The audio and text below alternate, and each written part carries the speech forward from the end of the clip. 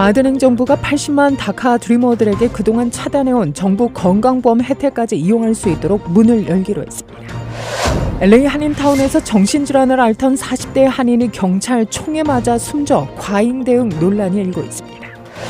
브라질 남부에 사흘간 2달치 비가 내리면서 180여 명이 숨지거나 실종됐습니다. 텍사스주에서는 토네이도로 동반한 강한 폭풍으로 비상사태가 선포된 가운데 어린이 1명이 숨졌습니다. 미디어 캠퍼스에서는 친팔레스타인 반전 시위가 지속되는 가운데 어제 대학 곳곳에 경찰이 진입해 시위대를 해산하고 농성장 철거를 이어갔는데요.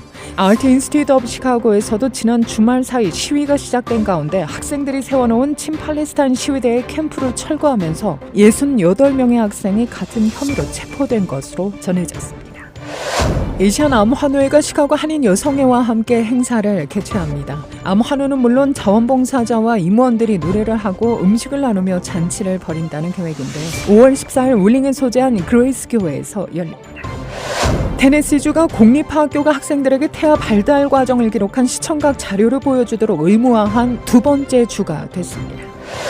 밤샘 리글리필드 외곽에서 총격 사건이 발생해 2명이 부상한 것으로 전해졌습니다.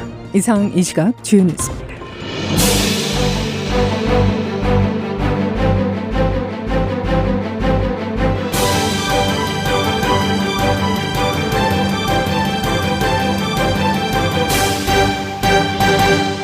바이든 행정부가 80만 다카 드리머들에게 그동안 차단해온 정부 건강보험 혜택까지 이용할 수 있도록 문을 열기로 했습니다. 바이든 행정부는 11월 1일부터 등록을 시작해 내년 1월 1일부터 이용하는 2025년도 ACA 오바마 케어의 드리머들도 가입할 수 있도록 허용키로 최종 결정했다고 발표했는데요.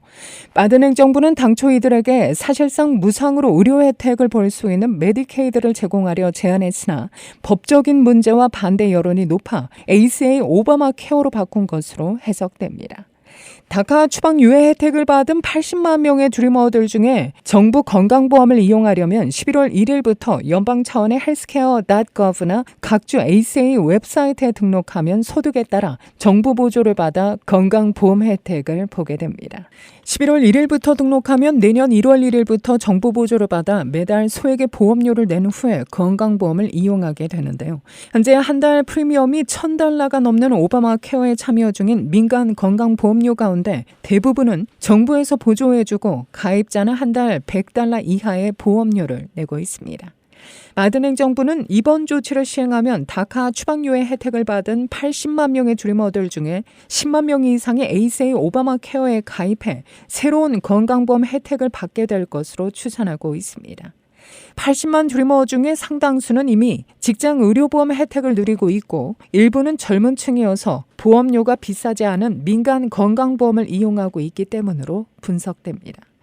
2012년 오바마 시절 시행된 다카 추방 유예 정책으로 80만 명 이상의 드리머들이 추방을 유예받고 워크퍼밋 카드를 받아 미국 내에서 준 영주권자와 같은 생활을 할 수 있는 상황이죠. 추방 공포 없이 워크퍼밋 카드로 각 주에서 운전면허증을 발급받고 각 대학에 진학하면 거주민 학비를 적용받는 혜택을 활용하고 있습니다. 하지만 미국민 납세자들의 세금으로 지원되는 정부 보조를 받을 수는 없었는데요. 영주권자 이상이 이용하는 펩사를 통해 받는 무상 학비 보조는 물론 학자 융자금도 신청할 수 없고 단지 각주에 세금을 내는 상황이기에 유학생이나 타주 학생에 비해 절반인 거주민 학비만 인정받고 있습니다. 학자금 문제는 여전히 드리머들이 직접 해결해야 하지만 이번에 ACA 오바마 케어를 통한 건강보험 혜택을 볼 수 있게 된 겁니다. LA 한인타운에서 정신질환을 앓던 40대 한인이 경찰 총에 맞고 숨져 과잉 대응 논란이 되고 있습니다. 경찰은 흉기로 위협했다며 총격 정당성을 주장했는데 유족과 한인회는 출동 경찰관의 바디캠 공개와 함께 철저한 수사를 요청하고 있습니다. 지난 2일 오전 한국 국적의 40살 양모 씨가 출동한 경찰에 총에 맞고 그 자리에서 숨졌습니다. 조울증을 앓고 있던 것으로 알려진 양 씨를 정신치료시설로 이송을 시도하는 과정에서 저항하자 경찰이 출동해 총격으로 대응한 겁니다. LA 경찰은 보도자료를 통해 양 씨가 위협적인 행동을 보인다는 지원 요청을 받고 출동했다고 밝혔습니다. 경찰 출동 당시 양 씨가 거실에서 흉기를 들고 서 있었고 경찰관들 쪽으로 다가와 총격 상황이 발생했다며 정당성을 주장했는데요. 출동한 경찰은 모두 7명으로 현장에서는 길이 11인치의 흉기가 발견됐다고 LA 경찰국은 밝힙니다. 밖에서 기다리던 가족들은 도움을 기대했던 경찰의 총격에 아들이 숨진 것에 대해 큰 충격을 받고 과잉 대응 의혹을 제기하고 있는데요. LA 한인회는 정신적 어려움을 겪는 피해자를 바로 총격해 숨지게 한 것을 이해할 수 없다며 출동한 경찰관들의 바디캠을 공개하라고 요구했습니다. 주 LA 총영사관도 이번 양씨 사망 사건에 대해 LA 경찰국에 철저한 수사를 요청했고 한국 외교부도 유족에게 필요한 영사 조력을 제공하고 있다고 밝혔습니다. 브라질 남부에 사흘간 2달치 비가 내리면서 180여 명이 숨지거나 실종됐습니다. 텍사스주에서는 토네이도로 동반한 강한 폭풍으로 비상사태가 선포된 가운데 어린이 1명이 숨졌는데요. 지난 2일 남부 텍사스주에서는 강한 폭풍으로 이미 재난 비상사태가 선포됐었죠. 텍사스주 전역의 3분의 1에 해당하는 지역이 피해를 입었는데요. 이미 포화 상태인 휴스턴을 비롯한 텍사스 남동부 지역에 어제 추가로 비가 내렸습니다. 이 비로 어제 텍사스 포트워스 지역에서 5살 소년이 타고 있던 차량이 급류에 휩쓸리면서 소년이 숨졌습니다. 현재 비상재난관리당국은 아이 1명과 성인 2명이 차량에 탄 채 급류에 휩쓸렸는데 어른 2명은 구조돼 병원으로 이송됐고 아이는 오전 7시 20분쯤 숨진 채 발견됐다고 밝혔습니다. 지난 한 주 동안 휴스턴 북동쪽 리빙스턴 호수 인근 지역에 23인치 이상의 비가 내렸는데요. 앞서 텍사스 주지사는 전체 254개 중 88개 카운티의 비상사태를 선포하고 지금까지 200여 명을 구조했다고 밝힙니다. 텍사스 중서부 에빌린 지역에서는 토네이도가 발생해 경찰 1명이 숨지고 주택 수십 채가 파손된 것으로 전해졌습니다. 현재 기상재난관리당국은 어제 추가로 내린 비로 더 이상의 피해가 발생한 것 같지는 않다며 강수위가 서서히 내려가고 있다고 설명했는데요. 하지만 여전히 많은 지역이 침수됐다는 점을 지적하며 주민들의 주의를 당부했습니다. 미 대학 캠퍼스에서 친팔레스타인 반전 시위가 지속되는 가운데 어제 대학 곳곳에 경찰이 진입해 시위대를 해산하고 농성장 철거를 이어갔습니다.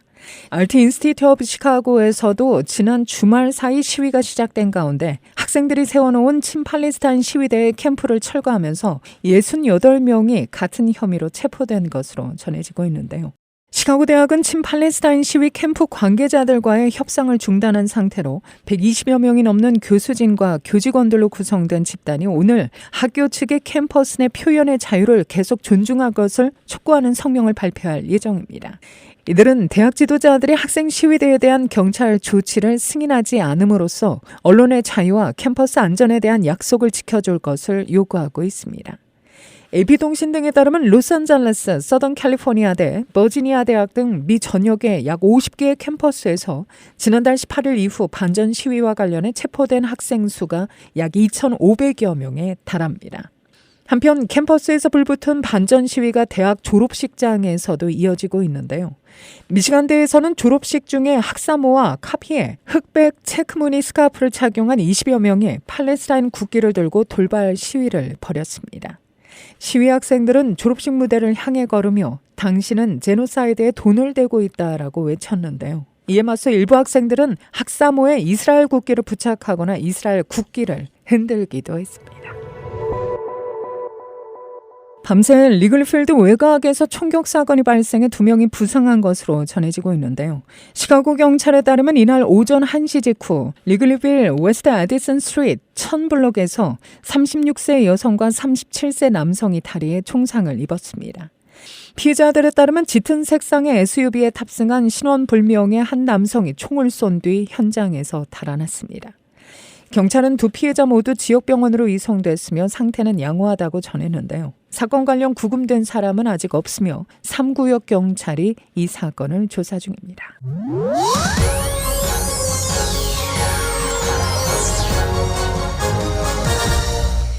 아시안암환회가 시카고 한인 여성회와 함께 행사를 개최합니다. 암환회는 물론 자원봉사자와 임원들이 노래를 하고 음식을 나누며 잔치를 벌인다는 계획인데요.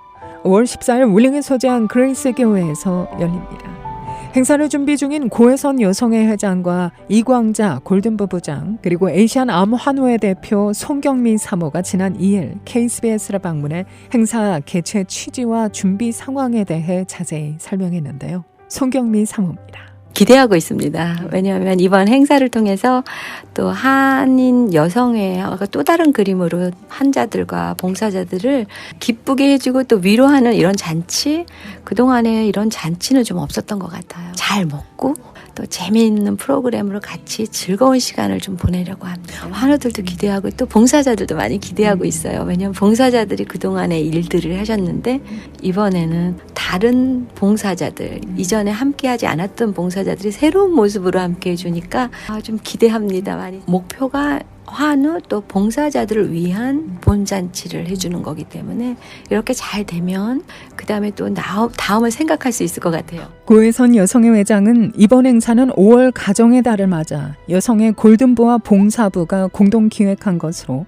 시카고에 계신 암 환우들이 그 가족과 함께 즐기고 행복할 수 있는 자리를 마련, 더불어 에이시안 암 환우회의 활동을 소개하는 데 목적이 있다고 말했습니다. 고혜선 회장과 이광자 골든부 부장입니다. 특별히 이제 5월달은 우리가 가정의 달이잖아요. 가정을 이렇게 좀 아름답게 이렇게 섬길 수 있을까 생각하는 가정에 이제 좋은 프로그램을 만들어서 뭐 이렇게 합창도 노래도 하고 또 신앙송도 하고 또 무용도 하고 그렇게 하면서 또 암환우회와 봉사자들을 저희들이 그분들을 좀 이렇게 섬기는 그런 프로그램을 지금 그날 하루는 정말 기뻤으면 좋겠어요. 그날 모든 분이 오신 환우분들이 주님 안에서 정말 가장 행복한 시간을 가졌으면 좋겠어서 행복 추구해요. 즐기고 가볍게 하나님께 영광 돌리고 그런 하나님만 찾는 감사하는 그런 날이 됐으면 좋겠어요. 비파와 소금이라는 그 두 목사님께서 노래하시면서 기타하시면서 예배를 인도하시고 또 시카고에 워십 댄싱 정원숙 목사님이 하시는 그 팀이 있어요. 거기서 워십 댄스 해주시고 또 환우들 중에 악기를 다루시는 분들이 계세요. 그분들이 또 장기 자랑하시고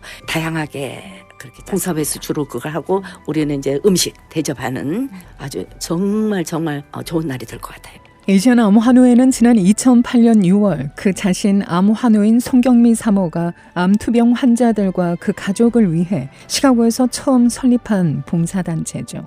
현재는 주와 연방정부의 비영리 단체로 정식 등록돼 있습니다. 손 사모는 KBS와의 앞선 인터뷰에서 앞으로 한 사람 한 사람에게 더 집중하는 사역을 하고 싶다는 포부를 내비친 바 있는데요. 보여주기식 대중적인 계몽 형태 운영을 지향하고 환우 한 분 한 분의 아픈 이야기를 진솔하게 들어주며 천국의 확신을 심어주는 그런 일이 일어날 수 있도록 돕고 싶다고 말했습니다.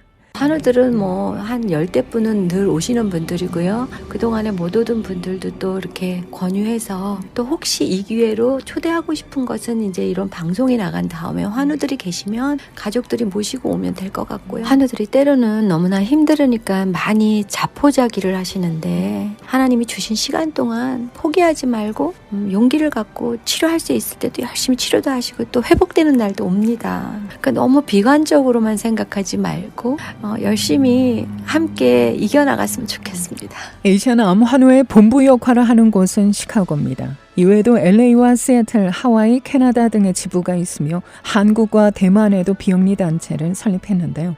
손사모에 따르면 시카고에는 강력한 중보 기도자 40여 명, 환우 35명에서 40명 정도가 함께하고 있습니다. 한편 이날 KBS 방문단에는 매달 둘째 주 화요일 정오에 진행되는 시카고 암 환우회 정기 모임에 참여 중인 환우 한 명이 동행하기도 했는데요. 지난해 11월 송경미 사모와의 인연으로 모임에 참석하게 됐다는 윤수진 자매.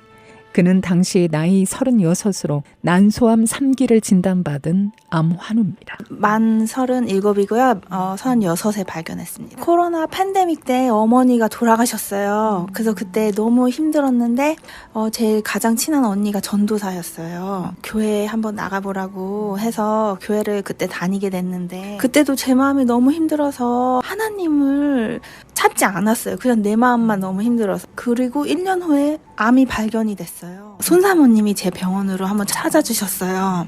손사모님도 이제 환우시잖아요. 제가 손사모님을 보면서 암환으로서 막 희망을 봤어요. 그렇게 처음에 알게 됐어요. 힘든 투병 생활 속에서도 암이 내 인생에 그리 나쁜 영향을 미친 것만은 아니었다고 고백하는 윤자매. 그는 새롭게 교회에 출석하기 시작해 마음의 평안과 위로를 얻었다고 간증했습니다. 암 투병 때도 힘들었는데요. 지금 생각해 보니까요, 이 암이 그렇게 나쁜 것만은 아니었던 것 같아요. 지금 하나님 만나서 마음이 평안하고요. 또 제게 다른 길을 주실 거라는 걸 제가 믿게 됐어요. 제가 혼자라고 느꼈어요. 제 주변에도 제 또래 친구들도 암 환자가 없어요. 저 혼자인 거예요, 정말. 그런데 이 암 환우에 오니까 저와 같은 환우분들, 내 상황을 가장 이해해 줄 수 있는 사람들, 우리 고통을 같이 우리 나눌 수 있고요. 그러니까 난 혼자가 아니다. 몰라서 못 오시는 분들이 많이 계실 것 같아요. 시카고 기독교에서 이렇게 홍보도 해주시고 너무 감사해요. 그래서 그런 분들이 우리 암 환우회, 시카고 암 환우회가 있다는 거를 알게 돼서 좀 나오셔서 외로운 병인 것 같거든요. 사회적 고립감도 느껴지고. 최근 치료를 마치고 재활 중이라는 윤자매는 회복이 꽤 빠른 편이라며 다행히 일상 복귀도 곧 기대해 볼 수 있을 것이라고 말했습니다. 투병 중 깨닫게 된 생애의 또 다른 목적과 계획이 있다고 하는데요. 암을 겪다 보니까 암 환자들을 돕는 널스 온콜로지 쪽에서 하고 싶어요. 왜냐면 제가 그들을 이해할 수 있을 것 같아요. 그리고 또 그 환자분들도 저에게 신뢰를 더 할 수 있을 것 같아요. 끝으로 윤자매는 남몰래 외롭게 투병 중일 암 환우들이 사회적 고립감에서 벗어나 서로 교류하며 위로받을 수 있기를 바란다며 암 환우에 참여를 독려하기도 했는데요. 용기와 희망을 잃지 않기를 소망했습니다. 제가 처음에 암에 걸렸을 때 자책을 많이 했어요. 뭘 안 했더라면 이랬는데 어느 날 하나님께서 수진아, 네 잘못이 아니야. 난 널 사랑한단다. 이렇게 그런 말씀을 해주시는 거예요. 여기 우리 암 환우에 기다리고 있다고. 우리도 다시 사회로 돌아가서 다시 사회적인 활동도 할 수 있고 다시 새로운 삶을 살 수 있다. 지금 옛날에 했던 우리 환우분들 계획이 망가졌을 수 있고 무너졌을 수 있지만 하나님께서 분명히 다른 길을 우리 환우분들을 위해 열어줬을 거라고 그렇게 생각해요. 혼자가 아니라 우리가 함께하고 있다. 여러 이웃들이 당신을 응원하고 있다. 이런 메시지랑 또 그런 마음을 함께하면서 투병을 한다면 덜 외롭지 않을까라는 이런 일을 좀 조용히 또 아름답게 따뜻하게 계속 이어가면서 어느 단체랑이랑도 같이 이런 일을 좀 잘 이끌어 나갔으면 좋겠습니다. 5월 14일 정오 윌링에 위치한 그레이스 교회에서 펼쳐질 5월 봄잔치 행사 관련 보다 자세한 문의는 773-899-6690으로 연락하시면 됩니다.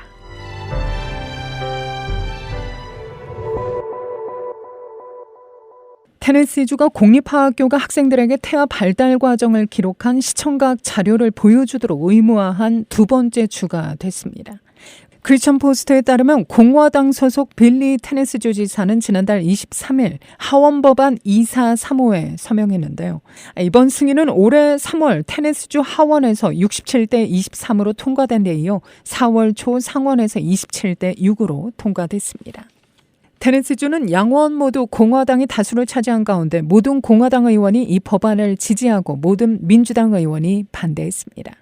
해당 법안은 인간의 성장, 발달 또는 성을 직간접적으로 다루는 가족생활 교육 과정에 태아 발달 초기에 뇌, 심장, 성기 및 기타 중요한 기관의 발달을 보여주는 최소 3개 이상의 고품질 컴퓨터 생성 애니메이션 또는 고화질 초음파 프레젠테이션을 포함할 것을 요구합니다. 오늘 시카고에는 맑게 개인 하늘 이어질 것으로 예보되고 있습니다. 낮 최고 기온은 69도, 밤 최저 46도, 화요일인 내일 다시 90%의 산발적인 비 소식 전해지고 있는데요. 낮 기온은 오늘보다 오릅니다. 낮 최고 77도, 밤 최저 55도가 예상됩니다. 이상으로 데일리 뉴스를 마칩니다. 진행의 김수현이었습니다. 오늘도 하나님의 큰 위로와 축복이 함께하기를 소망합니다.